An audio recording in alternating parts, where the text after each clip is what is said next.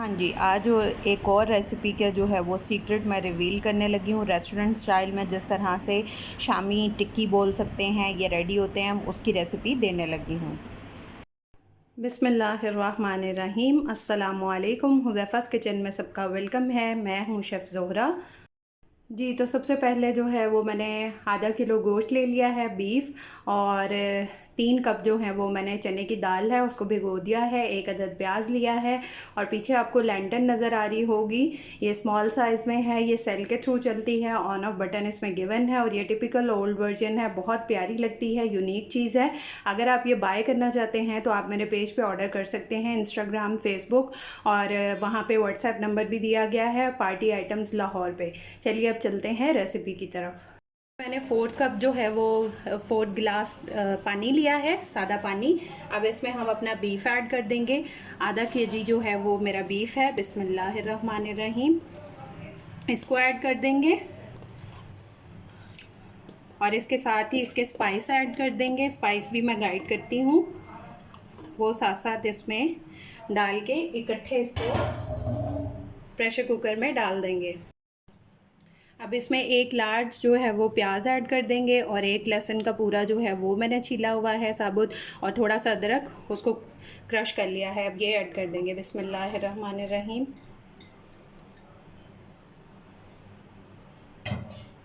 आप अपने गोश्त के अकॉर्डिंग भी जो है वो पानी ऐड कर सकते हैं। अब इसमें स्पाइस ऐड करेंगे। 2 टीस्पून धनिया डालेंगे साबुत, 2 टीस्पून डालेंगे नमक और 2 टीस्पून डालेंगे इसमें कुटी हुई लाल मिर्च। बिस्मिल्लाहिर्रहमानिर्रहीम। आप अपने टेस्ट के अकॉर्डिंग भी नमक और लाल मिर्च कर सकते हैं। और इसमें डालेंगे हम 1 टीस्पून ज़ीरा साबुत और 1/4 टीस्पून काले मिर्च और 1/4 टीस्पून गरम मसाला। बिस्मिल्लाहिर्रहमान।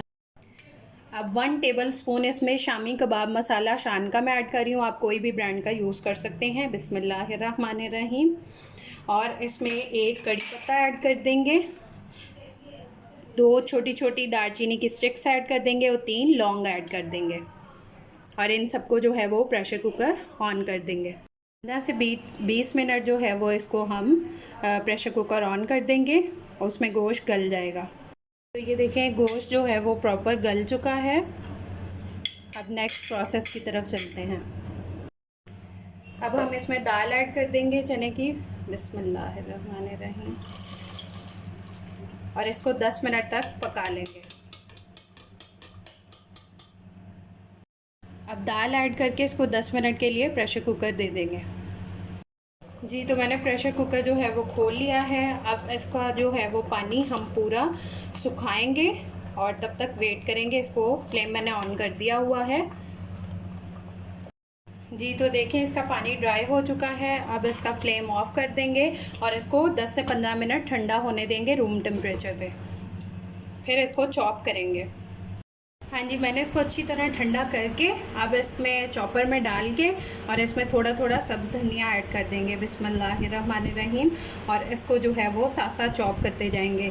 एक पोर करेंगे, फिर उसमें थोड़ा सा धनिया ऐड कर देंगे और फिर इस तरह से हम इसको चॉप करके मैं मिलती हूँ।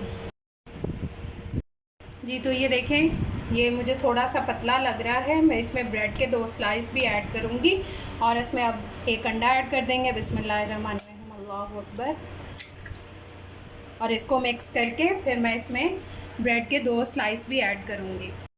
जी, तो अंडा मिक्स करके अभी भी मुझे ये देखें बटर जो है वो थोड़ा पतला लग रहा है, तो इसमें मैं 2 ब्रेड के स्लाइस ऐड कर दूँगी।